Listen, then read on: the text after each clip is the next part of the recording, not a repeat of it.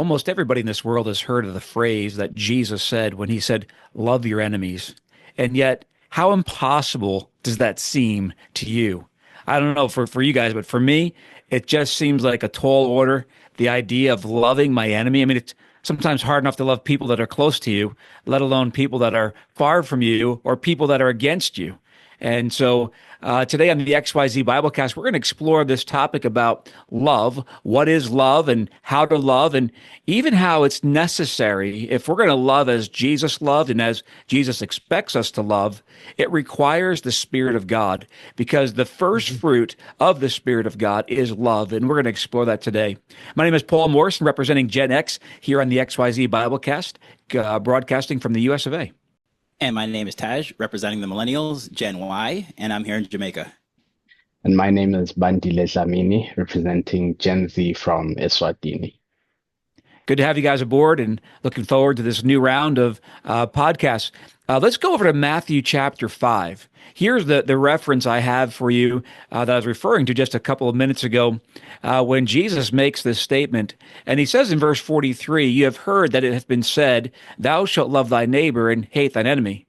But I say unto you, love your enemies, bless them that curse you, do good to them that hate you, and pray for them which despitefully use you and persecute you. Now, I tell you what, I only mention love your enemies, but then Jesus goes on to give some specifics like bless them that curse you.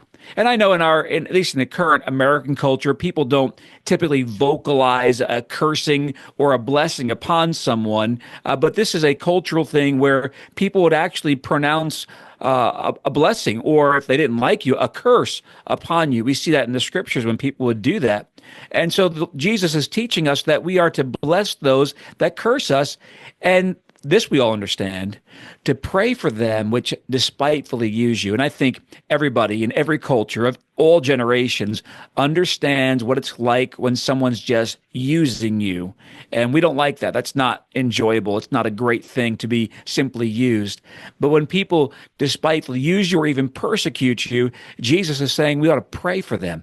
You say, how on earth can I do that? How can I produce that in my heart when that goes so against my sin nature to not want to be that way? When someone curses me, my sin nature wants to respond back with some kind of a verbal statement against them. Or if someone's using me, I want to just separate myself from them and have nothing to do with them, or let them know I don't appreciate that.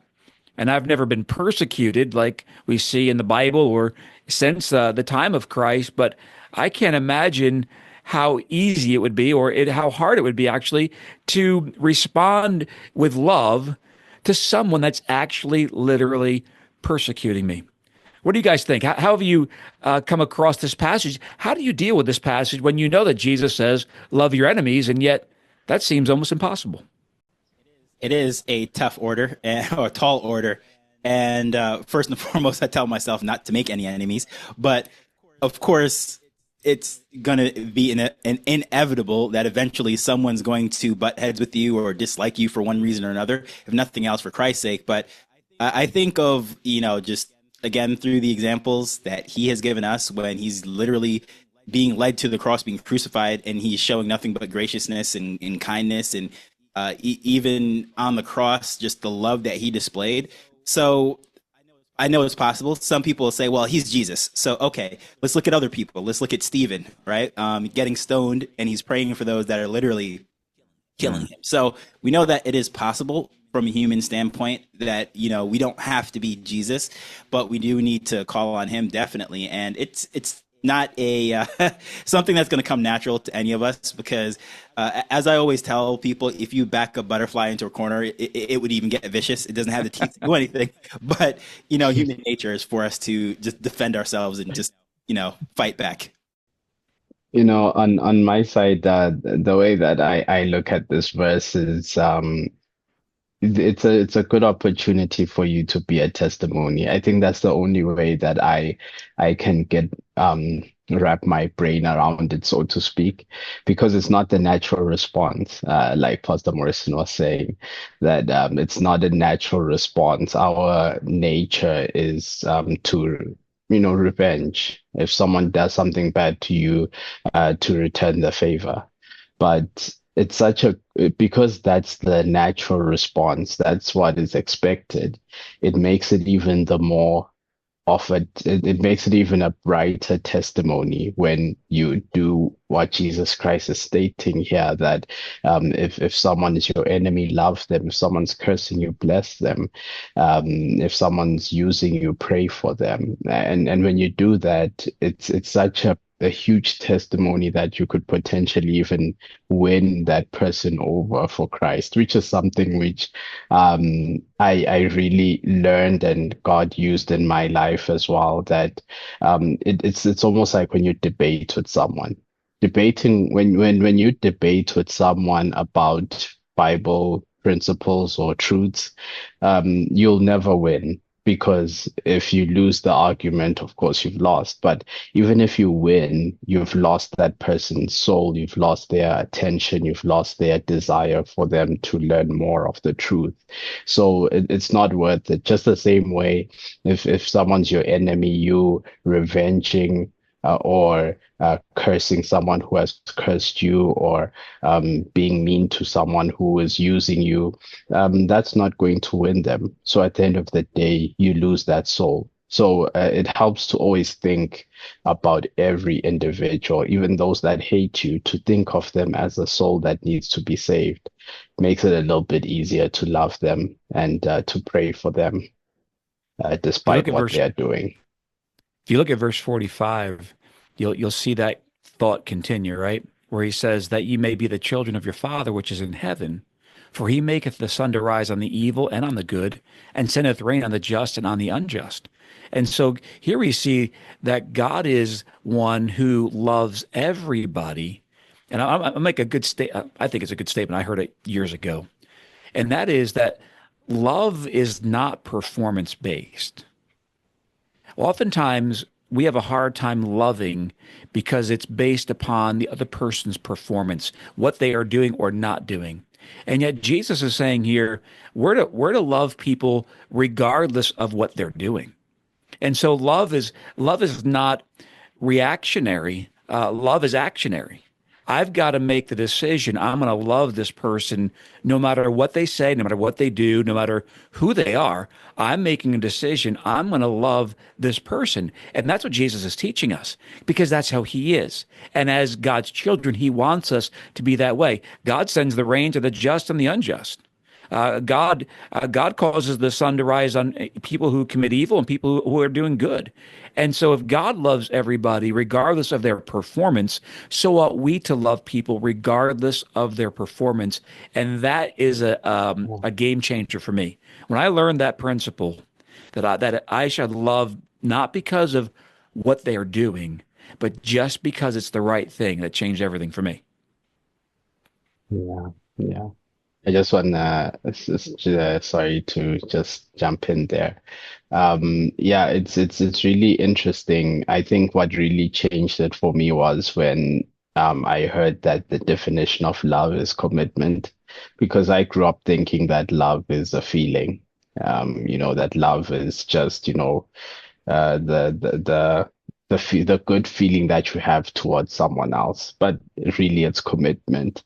And that helps even with what you just said, that it's not performance based, because if you're committed to someone, you love them regardless of their performance. And I think that really helps me understand what love truly is. Yeah, absolutely. Look at Luke chapter 6. Over here in Luke 6, it's kind of the same rendition of Matthew 5, but it gives it some more definition and some more language that I find interesting. In Luke chapter 6, down in verse number 27, again, the words of Jesus here, where he says, "But I say unto you which hear, love your enemies and do good to them which hate you. Bless them that curse you and pray for them which despitefully use you. And unto him that smiteth thee on the one cheek, offer also the other. And him that taketh away thy cloak, forbid not to take thy coat also.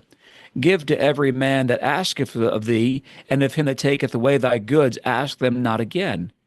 And as ye would that men should do to you, do ye also to them likewise. Okay, there's the golden rule, right? Everyone knows that's out there, but they're like, huh, where'd that come from? Well, it's a biblical based statement. And as you would that men should do to you, do ye also to them likewise. In other words, as we know it today, right?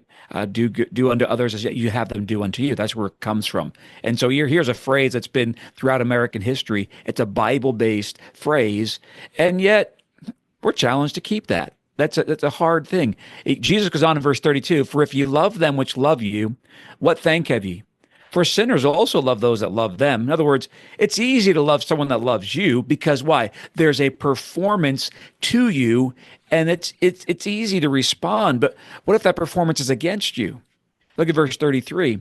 It says, and if you do good to them which do good to you, what thank have ye? For sinners also do even the same. And so it's easy to do good to those that do good to you. It's easy to love those that love you. But Jesus Christ is calling us to a taller order of loving our enemies. Well, we'll get there on this podcast, how that's even possible. But Taj, I want to dish it over to you. How would you define love? I appreciate Bondile's definition of commitment. That's how I define it as well. Love is commitment. It's not performance based. It's simply a decision to commit yourself to a person. And guess what? When we do that, the feelings follow later. Love is not lust. Love is not romance, although sometimes we equate those two in our minds and that's how our society has painted it.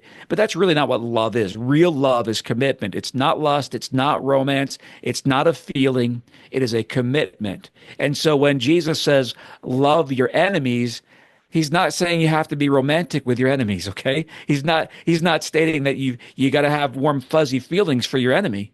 But you ought to be committed to that person, as Bandila was mentioning before, to want to win their soul. You know, if someone's against you, like right now, if you have someone that you know is against you, they're an enemy unto you. Hopefully, you're not an enemy to somebody. But if you have an enemy unto you, there ought to be a desire in your heart as a child of God to love that person and to want to win that person to Christ. And with that definition, boy, it sure makes understanding the scriptures that much better. Taj, how do you define love?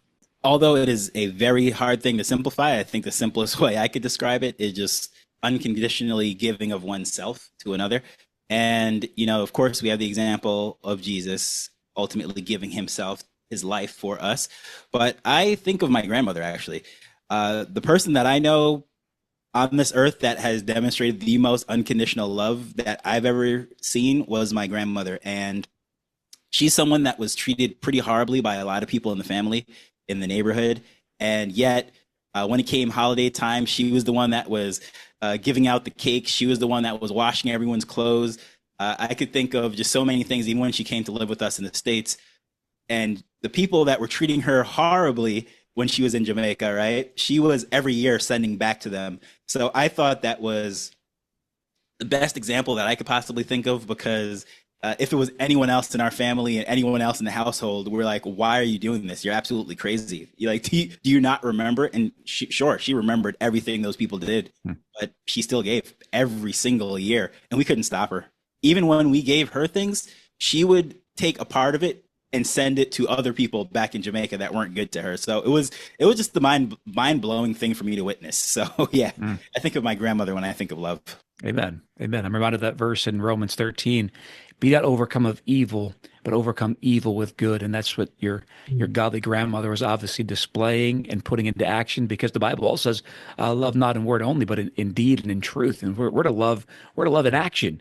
Because, as you said, real love is a sacrifice. And if you think about it, loving someone that loves you isn't as much of a sacrifice as loving someone that's against you. And so that's what Jesus is leading us to. Gentlemen, how would you define how to love? You've already given us an illustration, Taj, with your grandmother, but how would you define and how would you describe love and how to love somebody? I think that the answer to that question, I'm just thinking about it from a personal perspective. It is easy to know how to love when you've experienced it. Jesus Christ, as Taj was saying, has loved us. We don't deserve the love that Jesus Christ gives us. We have been, it's almost like what we're talking about today. Think about all the times we have wronged Jesus Christ in our lifetime. Yet he still loves us unconditionally. So I think that that is a good guideline for me as to how to love. And basically, we also see it in, the verse that everyone knows, John 3:16, that for God so loved the world that he gave his only begotten son, that love oftentimes involves giving of oneself. As Tesh said, to give is a good way to demonstrate love, whether it's to give your time or to give your attention or to literally give food or whatever the case may be, but to give of oneself, making a sacrifice for a person and being committed to them. So I think that I am learning from Jesus Christ how to love, basically giving, making sacrifices, and doing it unconditionally. I think that that is the way that I would describe how to do it.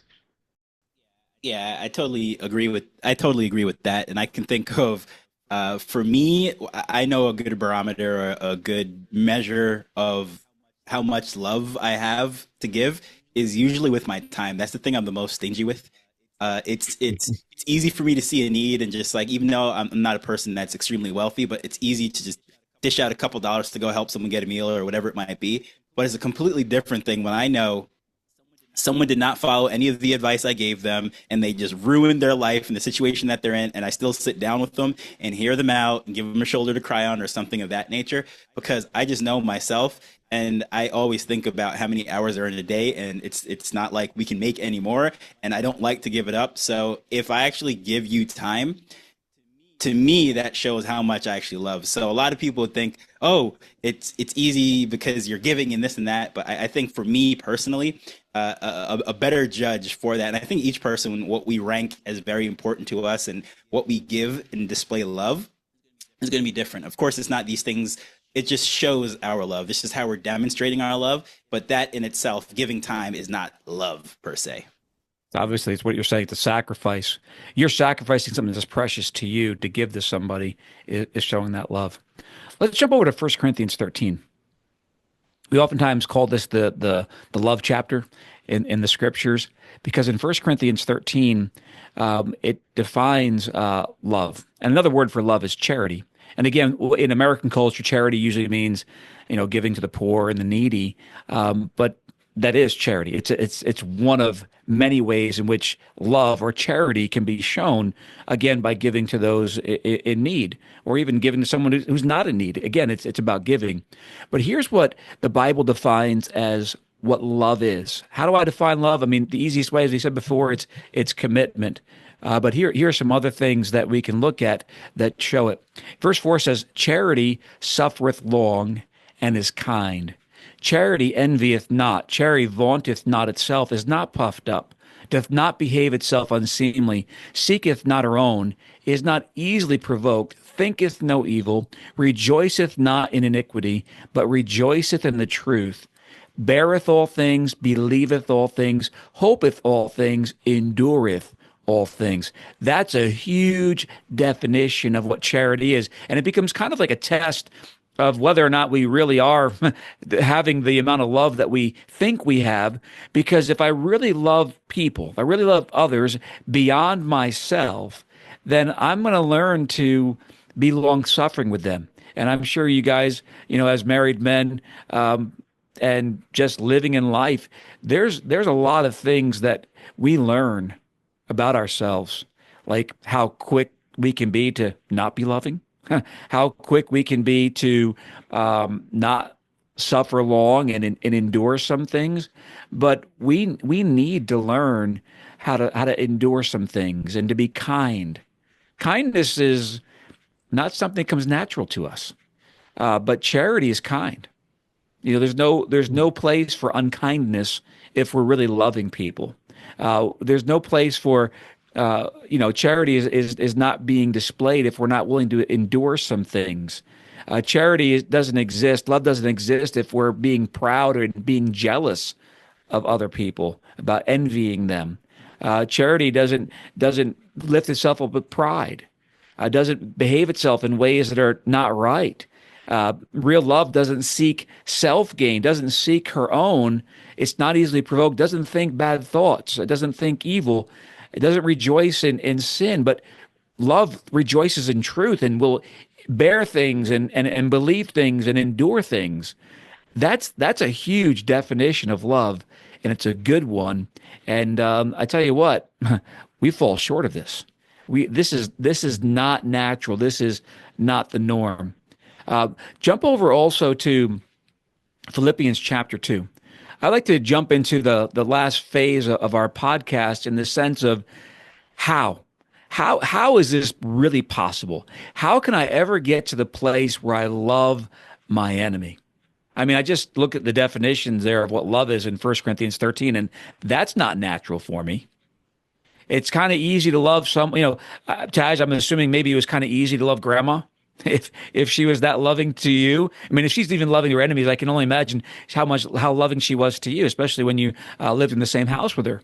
But that's kind of easy to love grandma. But to love your enemy, this is not natural. To endure all things and to go through what people may send our way is not natural. How do I get there? Well, Philippians 2 has one of the first answers for us, and then we'll look at another one in the book of Galatians. But here we find in Philippians chapter 2 and verse 1, it says, "If there be therefore any consolation in Christ, if any comfort of love, if any fellowship of the Spirit, if any bowels and mercies, fulfill ye my joy, that ye be like-minded, having the same love." So this is God. God wants us to have the same love. What love? The love that God has. God's love. Being of one accord, of one mind. Here's the key. Verse 3. "Let nothing be done through strife or vainglory." What is strife? That's the fighting. Man against man, or person against person, using their own means and carnal ways to try to get their way. It says, "Let nothing be done through strife or vainglory, but in lowliness of mind, let each esteem other better than themselves." This is a huge, huge key. If I'm going to love people, I've got to have humility. I've got to see myself as small, and then I must esteem others better than myself. And that word esteem is the same word from which we get the word estimate. And it means to set a value upon. And if I would set the other person's value higher than myself, in every case, even my enemy, if I would set their value in my mind, if I will humble myself and lift them up in my mind, this is the first step. This is the key. But if we're going to be proud, I can't love people. Pride, go back to 1 Corinthians 13. Pride and love don't mix.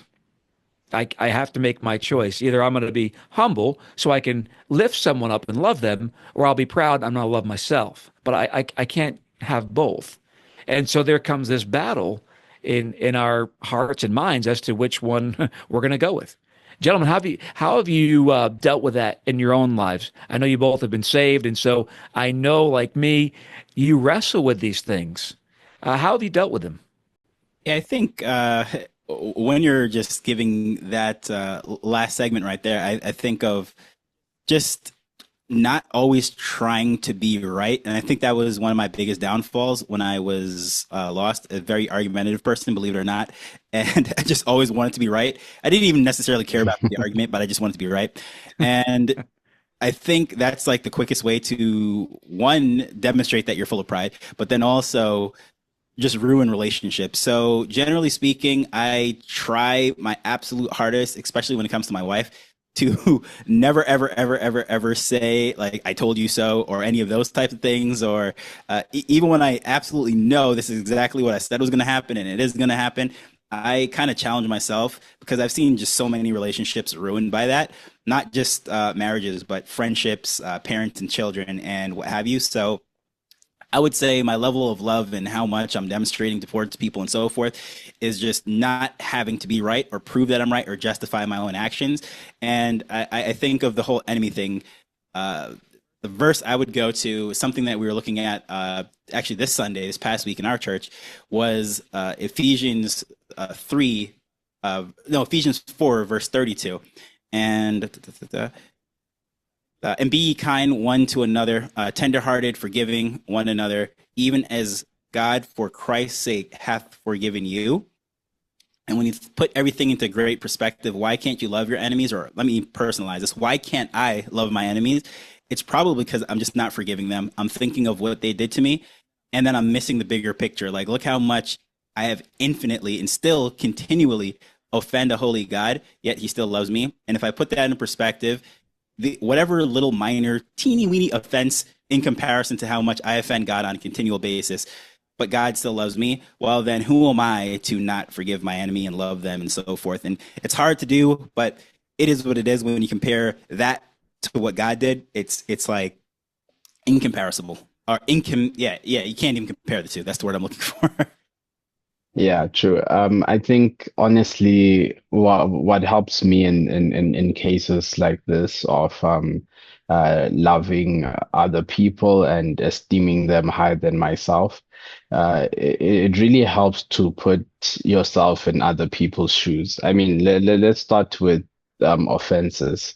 I've noticed that in my life, it is very rare that someone offends me on purpose.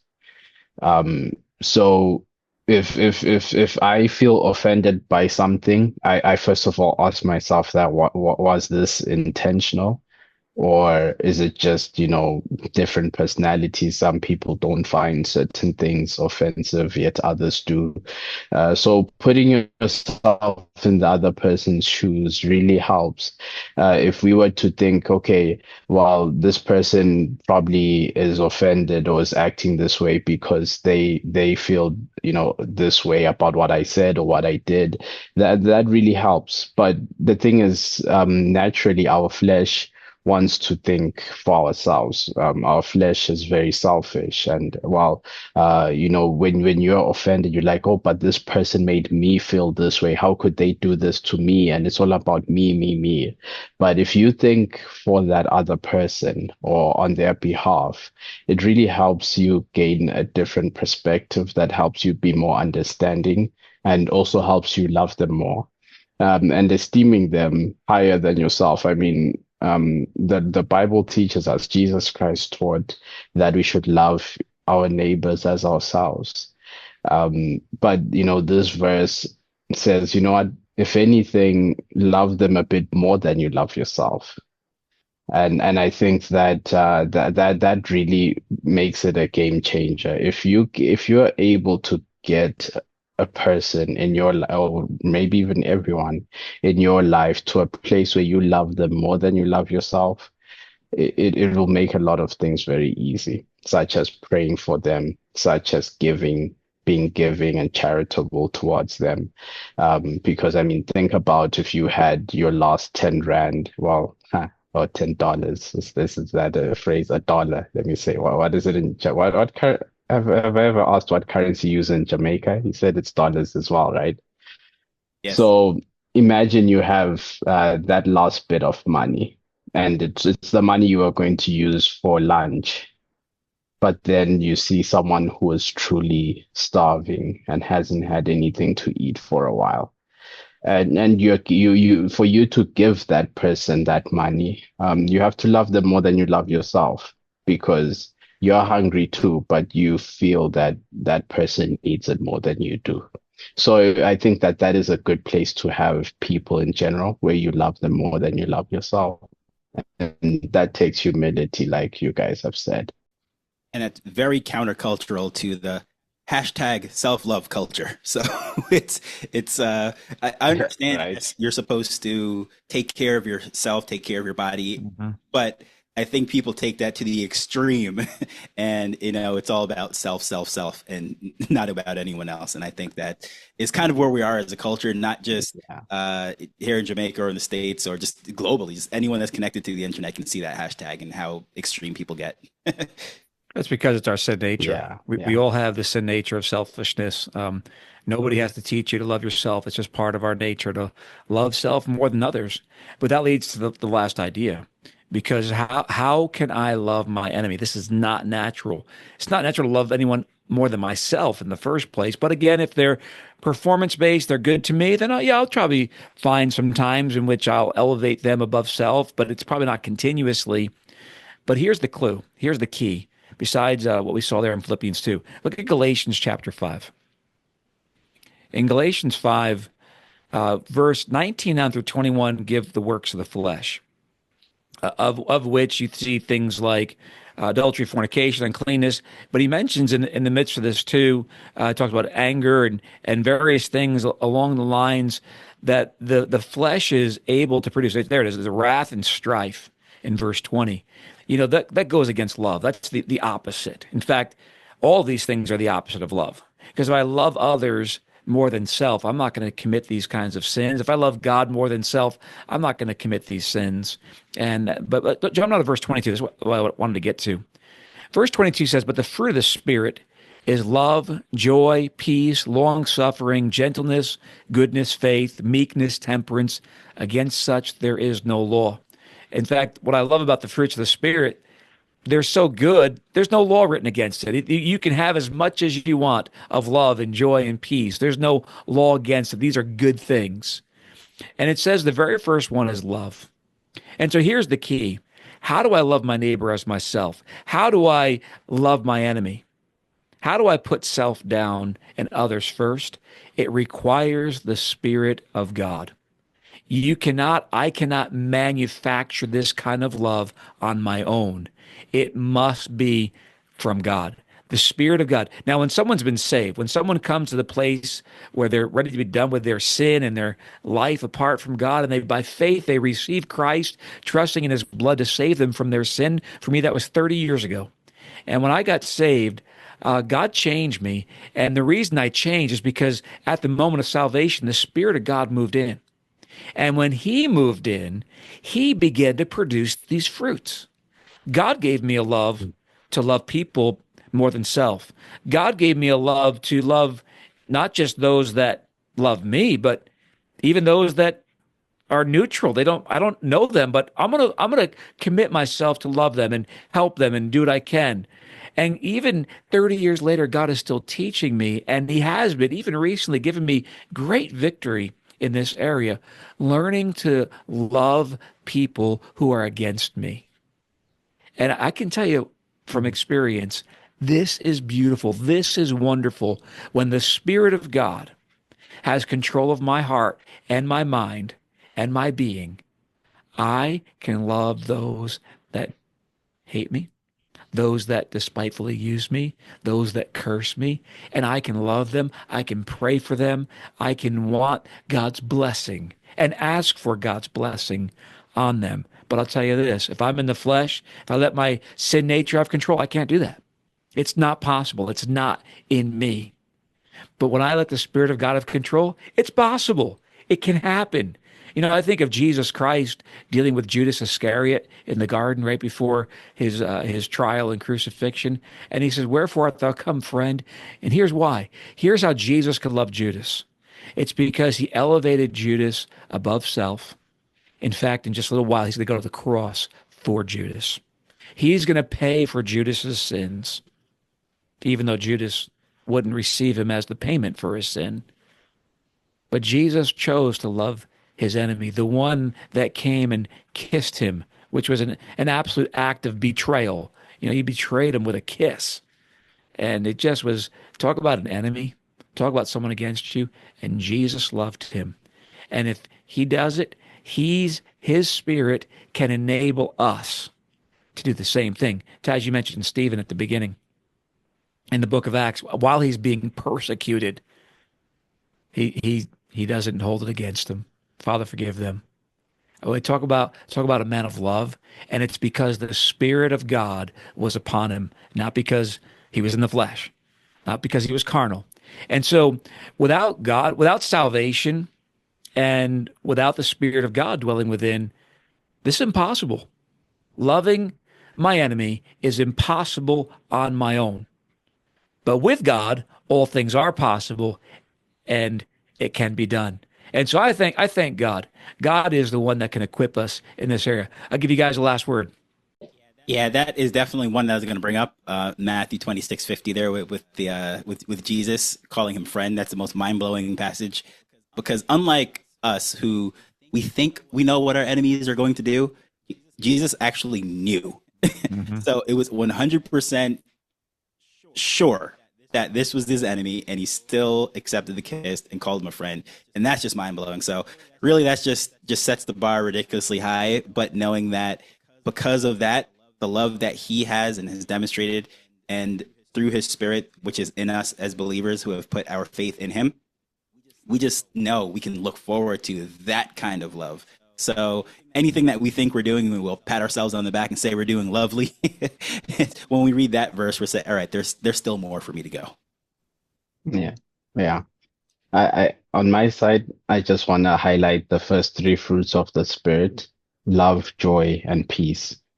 What's interesting is that the second and third fruit there are people that's a fruit that people long after. There are so many people who are chasing after joy in life. They just feel that they're so miserable and they're just not happy in general. There are so many people who are chasing after peace. They feel that their life is just filled with turmoil. So unfortunately, people focus on trying to get those two fruits, while as the key is, as Pastor Morrison mentioned earlier, there's a reason why love comes first there.